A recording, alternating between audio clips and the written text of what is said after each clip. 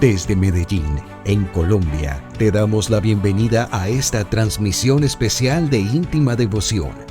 Somos una iglesia que cree, obedece, vive y proclama los efectos transformadores del Evangelio del Señor Jesús.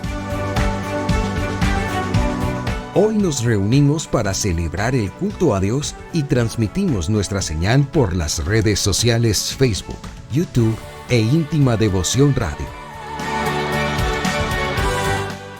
Descarga nuestra aplicación en las tiendas de iPhone y Android. Bienvenidos.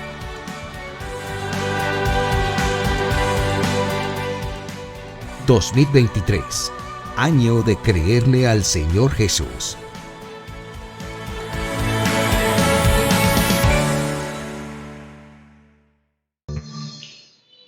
Les invito para que abran su Biblia en el capítulo 2 de la primera epístola del apóstol Pablo a Timoteo. Primera epístola del apóstol Pablo a Timoteo, puede usted buscar allí en su Biblia y seguir atentamente la lectura de la palabra del Señor. Vamos a leer los primeros 7 versículos. Primera epístola del apóstol Pablo a Timoteo, capítulo 2, versículos 1 al 7. Y dice el apóstol Pablo: así que recomiendo ante todo que se hagan plegarias, oraciones, súplicas y acciones de gracias por todos, especialmente por los gobernantes y por todas las autoridades, para que tengamos paz y tranquilidad y llevemos una vida piadosa y digna. Esto es bueno y agradable a Dios nuestro Salvador, pues Él quiere que todos sean salvos y lleguen a conocer la verdad. Porque hay un solo Dios y un solo mediador entre Dios y los hombres, Jesucristo hombre, quien dio su vida como rescate por todos. Este testimonio Dios lo ha dado a su debido tiempo, y para proclamarlo me nombró heraldo y apóstol, dice el apóstol Pablo. Digo la verdad y no miento. Dios me hizo maestro de los gentiles para enseñarles la verdadera fe. Amén, amén y amén. Amado Dios y Padre Celestial, gracias por esta palabra ante la cual nos inclinamos y disponemos todo nuestro corazón con mucha atención para observar de manera digna lo que tú nos quieres hablar. Gracias te doy, Señor, por tu palabra, en el nombre de Jesús, por el poder del Espíritu Santo. Amén, amén y amén. Siéntense, hermanos.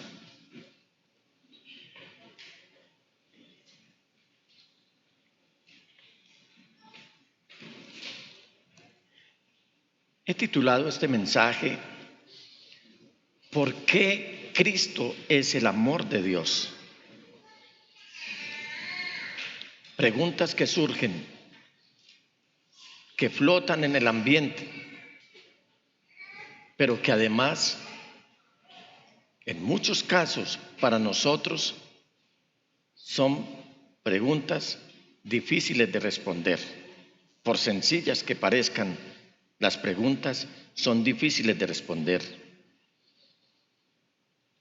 Cuando el apóstol Pablo escribió esta epístola, esta y la segunda epístola a Timoteo, fuentes muy fidedignas nos están diciendo que fueron las 2 últimas cartas que el apóstol escribió.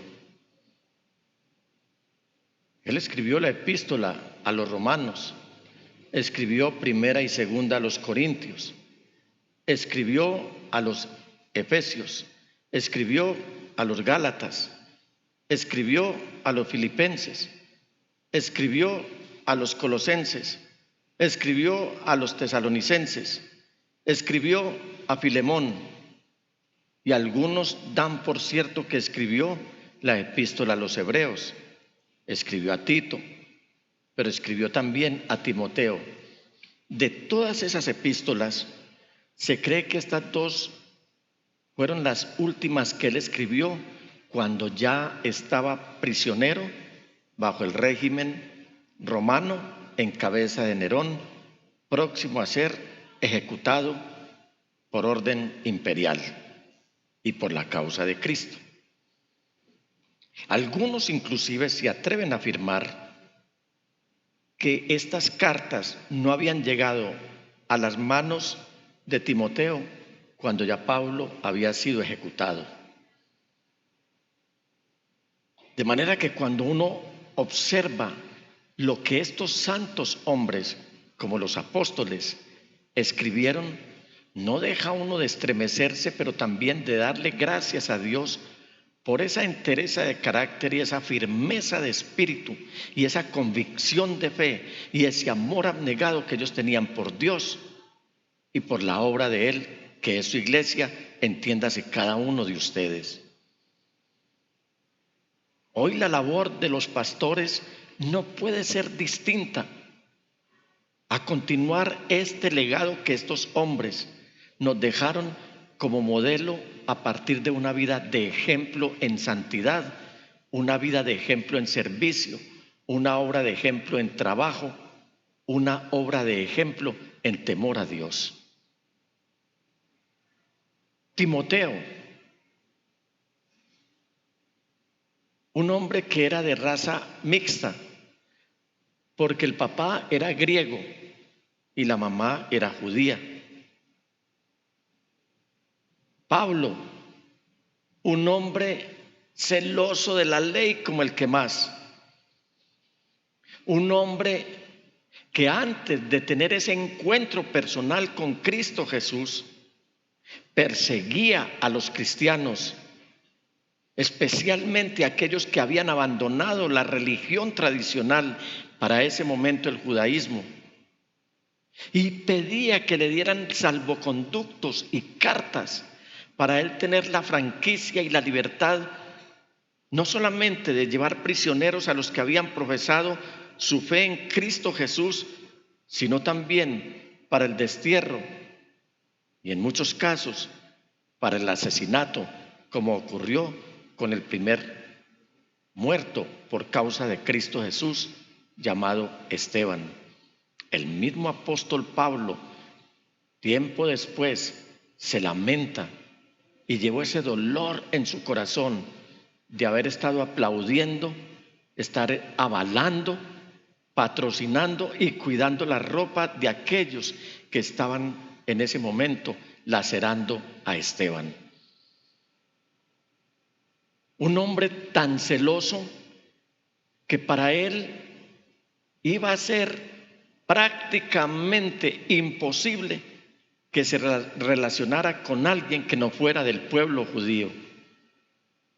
Un hombre que no solamente persiguió a la iglesia en Jerusalén, sino que también pidió salvoconducto para ir a perseguir la iglesia a lugares un poco más apartados, como a Damasco, la capital de Siria en la actualidad.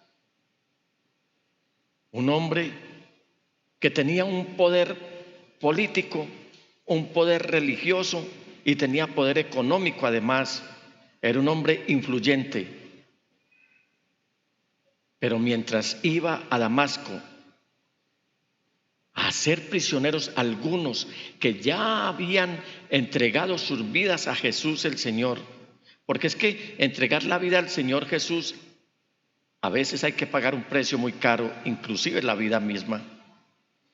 Él iba de camino para Damasco, cuando de un minuto para otro un resplandor de luz se puso en el camino y hay una voz que se deja oír, como la voz que se ha dejado oír en todos los tiempos, la voz de Dios que le dice: Saulo, Saulo, ¿por qué me persigues?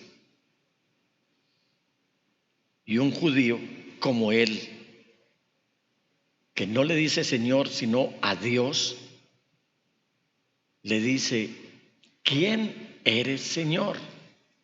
Una pregunta que todavía está en vigencia y que como quisiera uno que muchas personas le dijeran al Señor: ¿quién eres, Señor? Y el Señor le responde: yo soy Jesús a quien tú estás persiguiendo. Dura cosa te es dar cabezazos contra la roca. Y el Señor, a partir de ese momento, hace una obra maravillosa en Saulo. Ya empieza a adquirir el nombre de Pablo y fue el apóstol a los gentiles. Y él entendió que con Dios no hay favoritismos. Y entendió que cuando con Dios no hay favoritismos, entonces era para él igual estar relacionándose con un gentil o con un judío de raza mixta, como fue Timoteo. A tal punto es el poder transformador de Cristo y cómo derriba las barreras religiosas, que él en una de sus epístolas llama a Timoteo mi hijo. Timoteo posteriormente fue pastor en la iglesia de Éfeso, en lo que hoy es la costa de Turquía, y le escribe 2 cartas a este amado discípulo, ya para ese momento pastor, y empieza a decirle cosas tan importantes. ¿Por qué Cristo es el amor de Dios? Y lo primero a lo que él le va a hacer un llamado es a que Cristo es el amor de Dios, porque con él aprendemos a vivir no una religión, no un legalismo, no un sectarismo, sino una vida piadosa, una vida de santidad, santidad sin la cual nadie verá al Señor. En los primeros 2 versículos de este capítulo 2, le está escribiendo el apóstol Pablo a Timoteo. Así que recomiendo, mire, no impongo, sino recomiendo, ante todo, que se hagan plegarias, es decir, ruegos, oraciones, súplicas y acciones de gracias por todos, especialmente por los gobernantes y por todas las autoridades, para que tengamos paz y tranquilidad y llevemos una vida piadosa y digna. ¿Qué es una vida piadosa? Una vida piadosa no es una vida religiosa. Una vida piadosa es una vida de santidad. ¿Y qué es santidad? Limpieza de pensamiento, pureza de corazón e integridad en nuestro caminar. Santidad es estar de acuerdo con Dios. Santidad es obedecerle a Dios en todo lo que Él dice.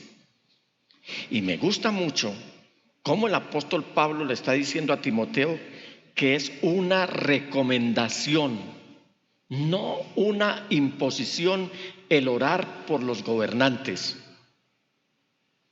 A veces se presta este texto para decir que tenemos que orar por todos los gobernantes y por todos los que están como autoridades. No siempre, es una recomendación.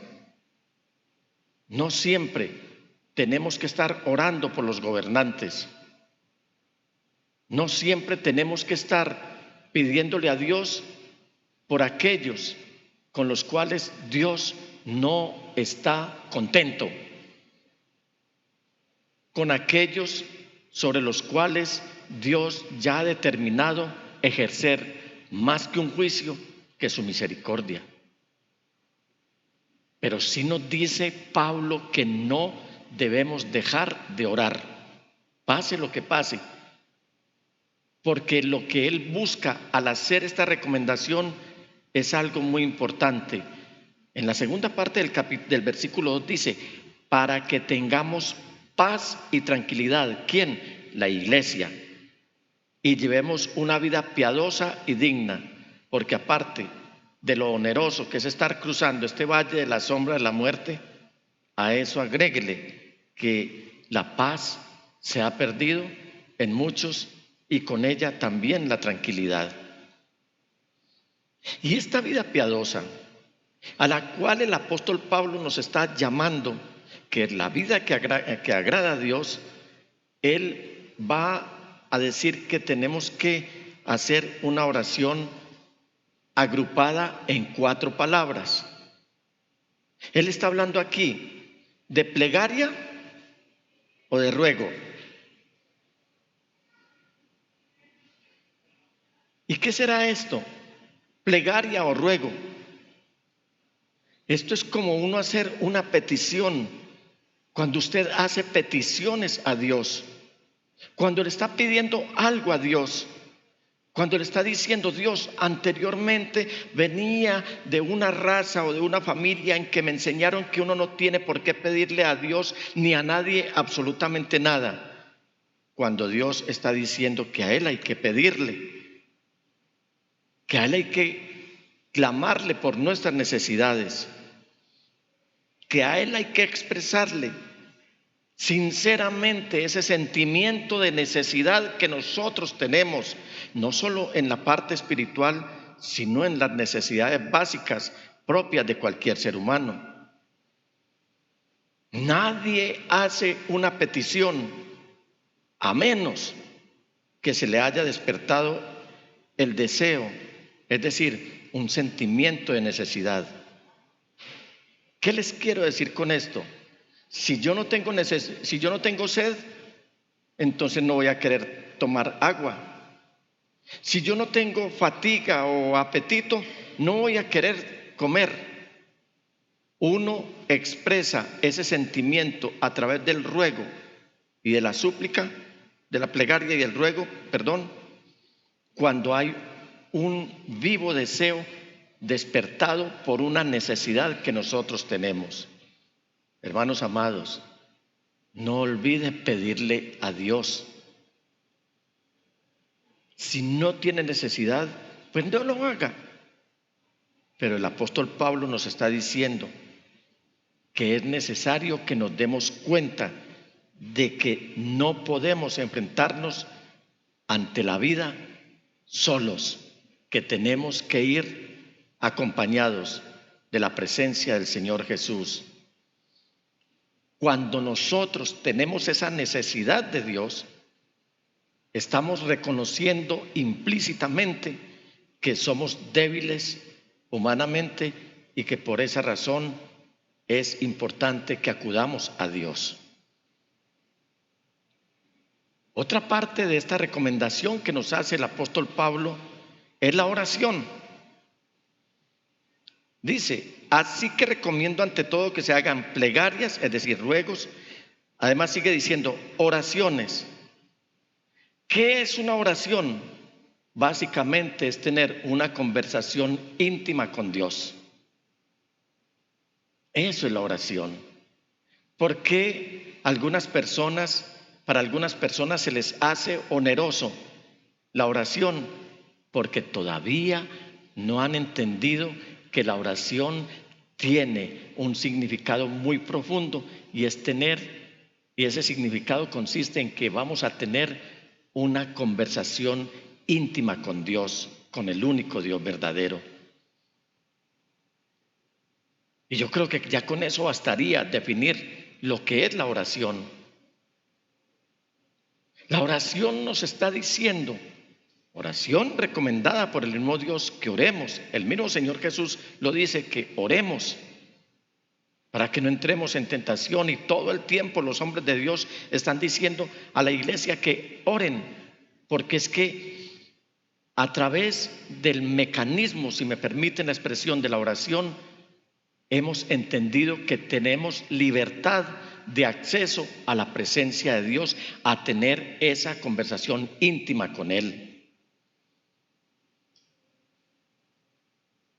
¿Por qué?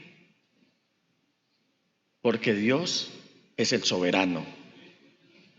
Él es el único que puede oírnos a mañana, tarde y noche. No se duerme ni se adormece el que cuida de cada uno de nosotros y que está atento a las llamadas que nosotros le podamos hacer por medio de la oración. No hay nada que sea demasiado grande o imposible para pedirle a Dios.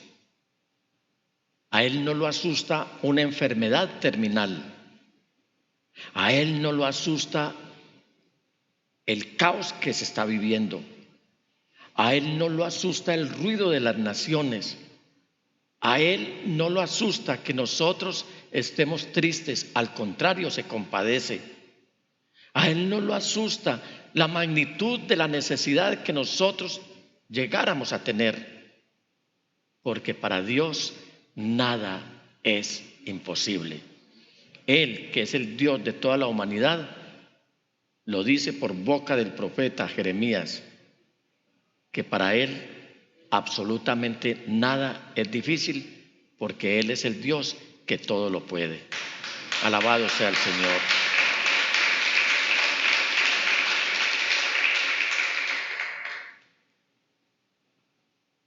Luego viene la súplica. Y de las dos anteriores y de esta es la más interesante. Esta es la más importante. Significa que es como uno encontrarse con una persona con quien tiene una cuenta pendiente. No sé si a usted le ha pasado que se ha encontrado con una persona que tiene una cuenta pendiente o que usted tiene una cuenta pendiente con ella, en razón de una discusión, en razón de una deuda, por cualquier razón, y que lo más probable es que sea imposible que al encontrarnos con esa persona de una manera abrupta, de una manera inesperada, ahora la encontremos en el momento, o nos encontremos con esa persona en el momento en el que más estamos necesitando algo. No hay más personas alrededor, no hay quien nos pueda ayudar, y precisamente nos encontramos con aquella persona de quien menos esperaríamos que le tuviéramos que pedir algo, y mucho menos que nos lo pudiera conceder. Ahí es donde se activa lo que es la súplica. Ya el pastor Junior nos había enseñado con respecto al tema. Y no puedo dejar de recordar cuando Jacob tuvo ese encuentro con su hermano Esaú después de 20 años. 20 años atrás, Esaú quería matar y comer del muerto, quería matar a su hermano, en asunto originado porque él había vendido su primogenitura y posteriormente recibió la bendición como hijo primogénito, sabiendo que era el segundogénito. Esaú había quedado totalmente desposeído, y 20 años después se encuentran en el camino y Jacob le dice: aquí te he enviado estas ofrendas y este ganado adelante como un heraldo. Y cuando se encuentra con él, no empieza a recriminarle: mira, he huido durante 20 años de tus manos y ahora vengo a caer en tus manos, y no solamente tú, sino que traes más de 400 hombres con los cuales podrías aniquilar mi vida como quisieras, aniquilar a mi familia como quisieras, aniquilar el fruto de mi trabajo de 20 años. Sin embargo, Jacob, en un acto muy noble, se abraza a su hermano y le dice: verte a ti es como si viera el rostro de mi Dios. Ahí estaba suplicando Jacob. Noten ustedes que el pueblo de Israel hoy lo que menos quiere tener es problemas. Esto viene por herencia, porque es muy maluco no tener enemigos. Y ellos hoy han aprendido que en la medida que puedan se están quietos porque no le quieren buscar pleito a nadie. Uno de los principios que me enseñó mi padre, don Pastor Ocampo, desde muy niño, él me lo dijo: nunca irrites a nadie, y en la medida que puedas, no te dejes molestar de nadie. En ese momento, ¿cuál era la actitud que debía asumir Jacob ante su hermano, que podía, le repito, hermanos, haberlo aniquilado? Es un momento de súplica y le dice: verte a ti es como si viera el rostro de mi Dios. No hay nada, hermanos, iglesia, que sea algo grande o imposible para pedírselo a Dios. Y otra parte de esta oración, agrupada en estas 4 palabras, es acciones de gracias. ¿Qué nos está diciendo aquí el apóstol Pablo? Que cuántas veces hemos sacado tiempo de oración solamente para darle gracias a Dios por todo lo que Él ha hecho con nosotros. Que cuántas veces el Señor nos dio el derecho de presentarle nuestras necesidades, pero que también tenemos el deber de presentarle nuestras acciones de gracias. Un derecho es pedirle a Él y un deber es darle gracias a Él por lo que Él nos ha dado. Esa debe ser la actitud de cada uno de los hijos de Dios. Aprendamos esto. Tenemos derecho a recibir lo que Dios ha prometido que nos da, pero tenemos un deber de darle gracias por todo lo que Él nos ha concedido y nos ha dado. Hermanos, tenemos que ser agradecidos. No olvidarnos de todo lo que Él ha hecho con nosotros, cómo ha obrado en medio de nosotros. Y les recomiendo, saquen tiempo en oración exclusivamente para que hagan memoria delante del Señor de todo lo que hemos recibido y darle gracias a Él, en muchos casos con acciones de agradecimiento por lo que Él ha hecho con cada uno. De ahí, de esta recomendación que nos está haciendo el apóstol Pablo, se la hizo inicialmente a Timoteo, de ahí se desprende que podamos llevar una vida piadosa. Quien no empieza a tener una comunión con Dios por medio de la plegaria o del ruego, por medio de la oración, por medio de las súplicas o por medio de las acciones de gracias, es imposible que lleve una vida piadosa. Una vida piadosa como para tener un comportamiento como buen ciudadano y dar testimonio a las personas de quiénes somos. Una cosa que es muy vergonzosa es cuando el mundo empieza a señalar con razón a algunos cristianos por ciertas actitudes, porque no cumplieron la palabra dicha, porque no cumplieron el compromiso, porque no cumplieron como ciudadanos, porque en el momento en el que el enemigo les atrajo con una carnada, ellos cayeron redonditos y empezaron a actuar como cualquier impío.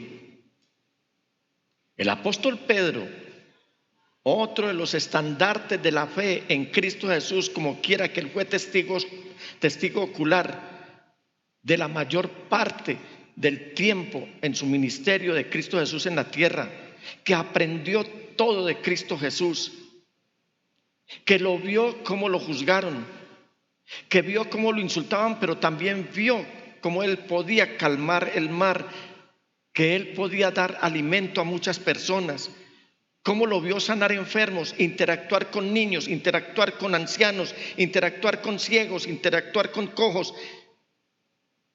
Él al final escribe en su epístola que sí podemos llevar una vida piadosa siguiendo las recomendaciones como las que nos escribe en el capítulo 2, versículo 21 de su primera epístola, cuando dice: para esto fueron llamados. ¿Para qué? Para vivir una vida piadosa, porque Cristo sufrió por ustedes, dándoles ejemplo para que sigan sus pasos. Y nos va a decir cuál debe ser nuestra actitud. ¿Ustedes creen que Cristo Jesús cometió pecado? Díganlo, hermanos. Esto debe ser una certeza de nuestra fe. Podemos decirlo con certeza y con autoridad para que el enemigo, el diablo y cualquier agente enviado por él tiemble ante la negativa que debe dar la iglesia ante la pregunta si Cristo cometió pecado. ¿Cristo Jesús cometió pecado? No. Y él lo dice. Él no cometió no solamente pecado, sino ningún pecado. Ni pecado de actitud, ni pecado de acción, ningún pecado. ¿Ustedes creen que Cristo Jesús engañó alguna vez? ¿Alguien de los que hay aquí conmigo se siente engañado por Cristo Jesús? Cristo Jesús a mí no me ha decepcionado nunca y sé que nunca lo hará tampoco. Alabado sea el Señor. Él no me ha engañado. Y Pedro lo dice, nunca lo vi ni lo oí engañando a nadie. No hubo engaño en su boca. Además, él dice, cuando proferían insultos contra él, y esta sí que es difícil. ¿A ustedes lo han insultado alguna vez por causa de Cristo Jesús? Y así no fuera por causa de Él, cierto que un insulto duele mucho. Este viejo atravesado, y yo yendo por mi carril. A mí no me chocan que me digan viejo, sino el veneno con el que lanzan las expresiones. Cuando yo trato de respetar el derecho de los demás, y entonces a uno como que se le sube el ocampo y como que me mandó 10 y entonces yo le voy a mandar 100. Y disparó una batería de guerra y yo traigo todo mi arsenal y empiezo a medir fuerzas con el enviado de Satanás que usó el insulto para provocarme a mí y desconcentrarme del verdadero comportamiento y el ejemplo que yo debo seguir con Cristo Jesús. ¿Será a mí el único que me ha pasado eso, hermanos? ¿A ustedes les ha pasado? Ese silencio es muy cómplice. Pareciera que le salen letreros a todos. Díganme a quién han insultado y por lo menos no ha hervido en su corazón con una sed de arrasar y destruir, así no abra la boca. Y esa actitud es la que nosotros debemos asumir. No esa la que le estoy diciendo, sino la de Cristo Jesús. Porque dice, cuando proferían insultos contra él, no replicaba con insultos. Este testimonio de Pedro es muy valioso que lo tengamos en cuenta y una recomendación que él nos está haciendo. Cuando padecía, no salía a decir, es que usted no sabe quién soy yo. Usted no sabe con quién se metió. Váyase tranquilo que después arreglamos. Y empieza uno a ver la gente tomando fotos a la placa del vehículo, tomando fotos a la persona. Y déjeme ver que algún día de estos amenazas. El Señor nunca amenazó a nadie. ¿A alguien el Señor Jesús ha amenazado aquí? Dígalo. ¿A alguien el Señor Jesús ha amenazado aquí? Dígalo con autoridad. No. Él dice el apóstol Pedro que cuando él padecía todo, cuando lo agredían, él se entregaba a aquel que juzga con justicia. Además, porque Cristo es el amor de Dios. Porque de Cristo Jesús aprendemos que es por su voluntad que viene la salvación. 2, la salvación. Versículos 3 y 4, ahí en el capítulo 1 de la primera epístola, de la primera epístola en el capítulo 2, epístola a Timoteo. Esto es bueno y agradable a Dios nuestro, dígalo, Salvador. No dice uno de nuestros salvadores, sino nuestro Salvador. Pues Él quiere, ¿sabe cuál es el deseo de Dios? Él quiere que todos sean salvos y lleguen a conocer la verdad. El Señor Jesús no vino a condenar a nadie. Primero que todo, el infierno no fue creado para el ser humano. Quien decide ir al infierno es el ser humano, pero el infierno fue creado para el diablo y sus ángeles, dice la palabra del Señor. En segundo lugar, Cristo Jesús no se hizo hombre, Dios no se hizo hombre para venir a condenarnos. El apóstol Juan escribe muy claramente, esta es la condenación, que la luz vino al mundo, refiriéndose al Señor Jesús, pero los hombres, la humanidad prefirió más las tinieblas que la luz porque sus obras eran malas. ¿Quién escoge entonces la condenación? La gente que desobedece a Dios. Y retomo también otras palabras del apóstol Pedro. Estoy hablando de dos testigos muy importantes. Uno que conoció personalmente al Señor Jesús y otro que lo vio en un resplandor de luz, en su gloriosa presencia, como lo fue el apóstol Pablo. Pero Pedro dice que él mismo, versículos 24 y 25, él mismo, o sea, Cristo Jesús, en su cuerpo llevó al madero nuestros pecados, para que muramos al pecado y vivamos para la justicia. Por sus heridas ustedes han sido sanados. Entonces aquí no hay solamente salvación, también hay sanidad. En el nombre de Jesús hay poder para traer salvación a los enfermos, pero solamente en Cristo Jesús hay salvación. Antes eran ustedes como ovejas descarriadas, pero ahora han vuelto al pastor que cuida de sus vidas, señalando a Jesús el Señor. También, ¿por qué Cristo Jesús es el amor de Dios? Porque aprendemos que es el único mediador entre Dios y los hombres. Versículo 5. Porque hay un solo Dios, ¿lo creen? Y un solo mediador entre Dios y los hombres. ¿Quién? Jesucristo, hombre. Si usted lee el versículo 6, va a encontrar la razón por qué Él es el único mediador entre Dios y los hombres. Versículo 6 dice de la siguiente manera: quien dio su vida como rescate por todos. Este testimonio Dios lo ha dado a su debido tiempo. Muchos aparecieron como salvadores, muchos aparecerán como salvadores, muchos han predicado a grandes multitudes haciéndose pasar como si fueran alguien, pero solamente uno ofrendó su vida en la cruz del Calvario para darnos salvación. Por lo tanto, Él es el único que se ha ganado el derecho de ser el mediador entre Dios y los hombres.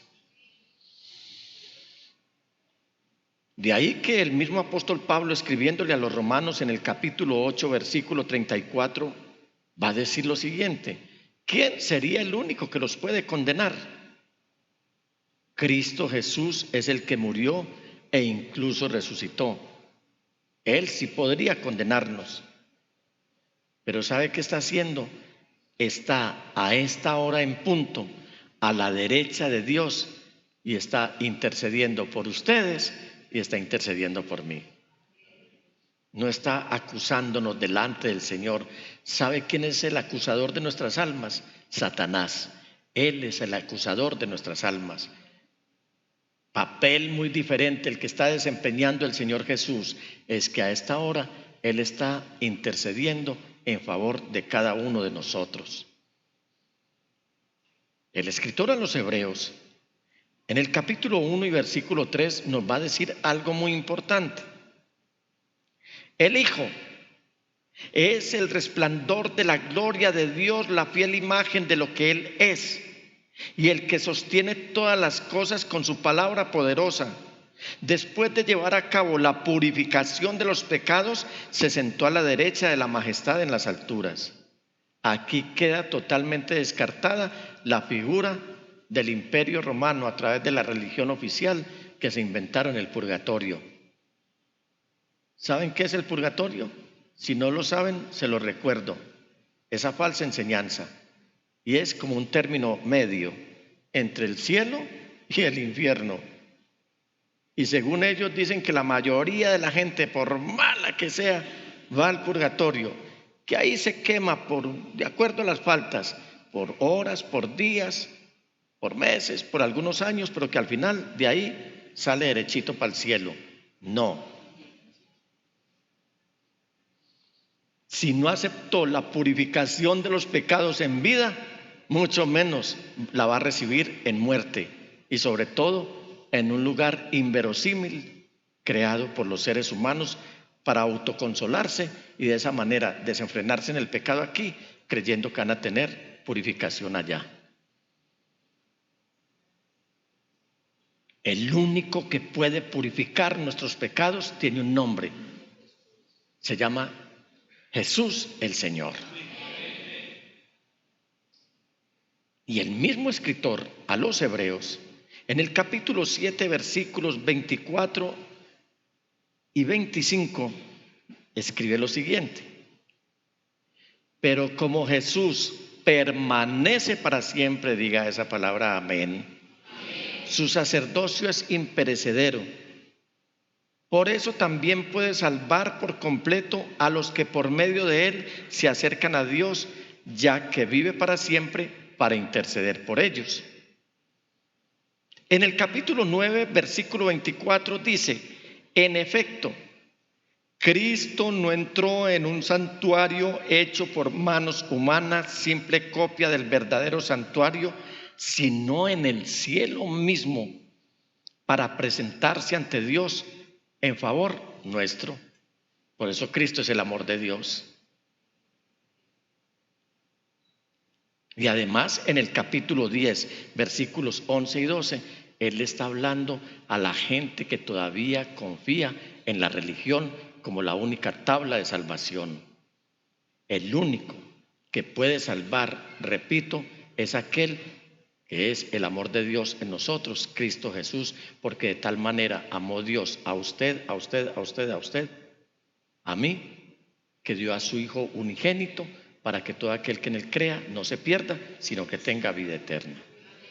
Y dice el escritor: todo sacerdote celebra el culto día tras día, ofreciendo repetidas veces los mismos sacrificios, los mismos rituales, las mismas liturgias que, escuche bien esto, nunca pueden quitar los pecados. Vaya usted a las misas que quiera, haga los sacrificios que quiera,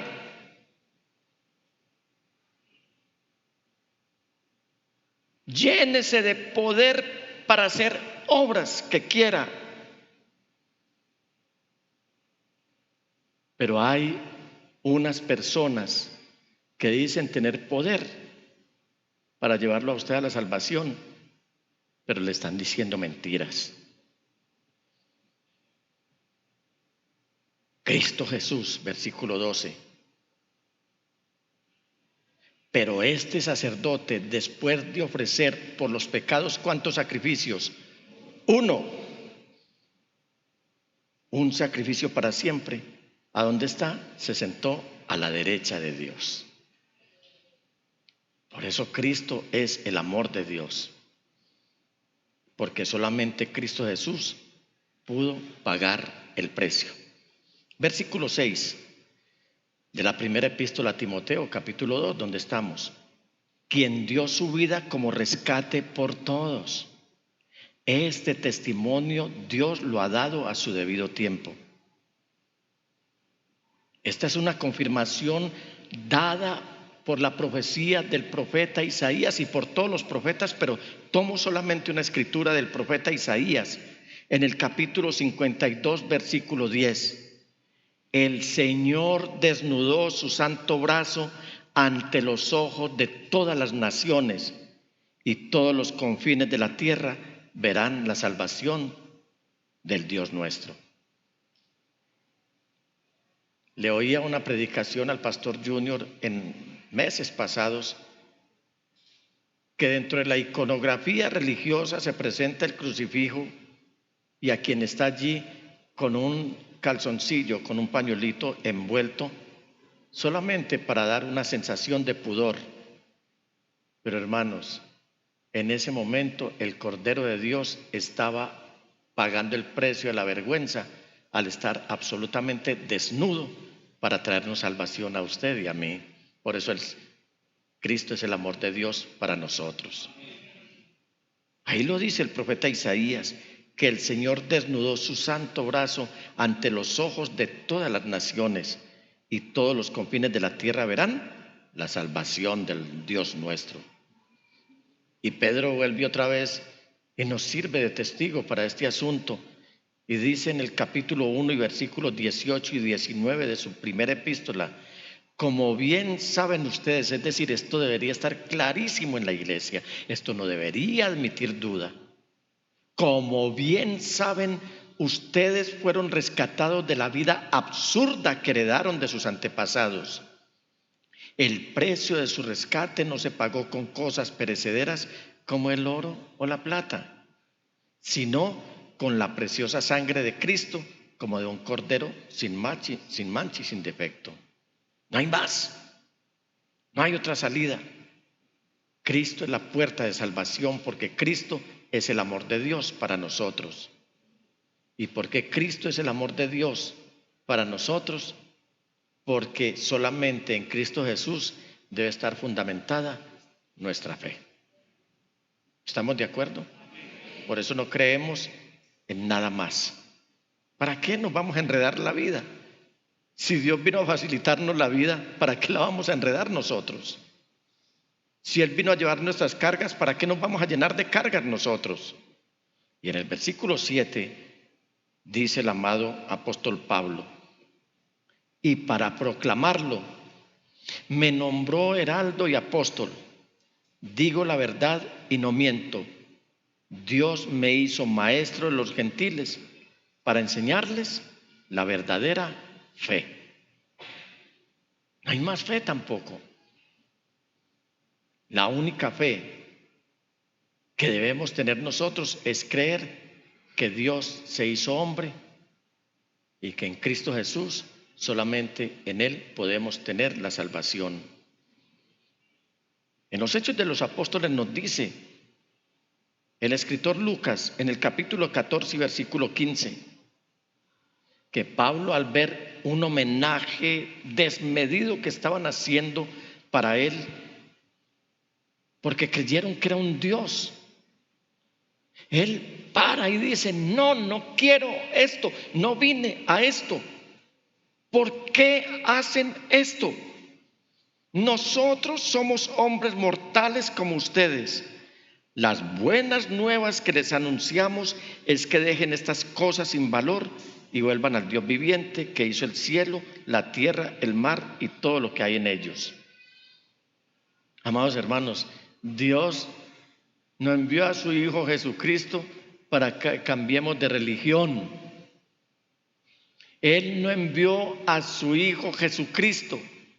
Dios no se hizo hombre para que viniera a cambiar nuestro estilo de vida o nuestra forma de vestir o que se maquille, todas esas cosas que han inventado las religiones cristianas.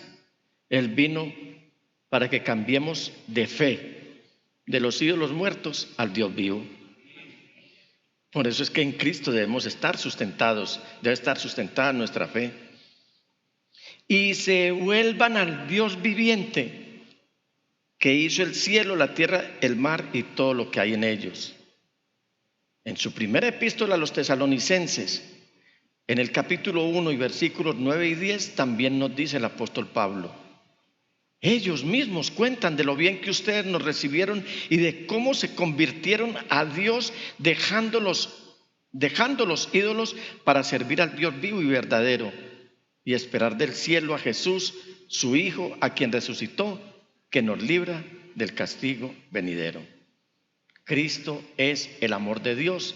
Abracemos ese amor. Por lo tanto, hermanos, toda palabra que los pastores les estamos predicando en íntima devoción y en iglesias donde hay pastores santos, temerosos de Dios, que hemos aprendido de estos santos hombres y hemos aprendido de Cristo Jesús sus enseñanzas, y que continuamos en esta lucha, continuamos en esta brega de llevarlos a ustedes a la consolidación de la fe en Cristo Jesús.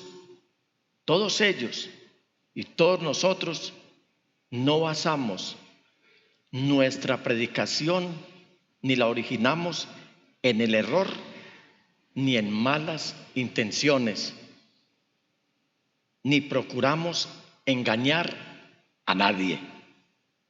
Al contrario, hablamos como hombres a quienes Dios aprobó y les confió el Evangelio. No tratamos de agradar a la gente, sino a Dios, que examina nuestro corazón. Hoy he tenido la bendición de presentarles a ustedes en un brevísimo mensaje por qué Cristo es el amor de Dios y Él debe ser digno de nuestra adoración, de nuestra alabanza, de nuestra relación con Él, de nuestra comunión con Él, de nuestra íntima devoción con Él. Él es digno de nuestra obediencia. Él es Dios hecho hombre por amor a nosotros.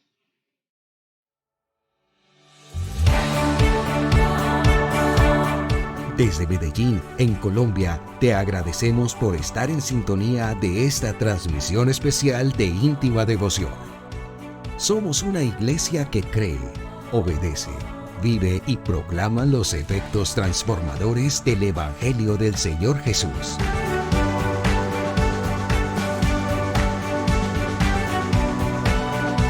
Hoy nos reunimos para celebrar el culto a Dios y transmitimos nuestra señal por las redes sociales Facebook, YouTube e Íntima Devoción Radio.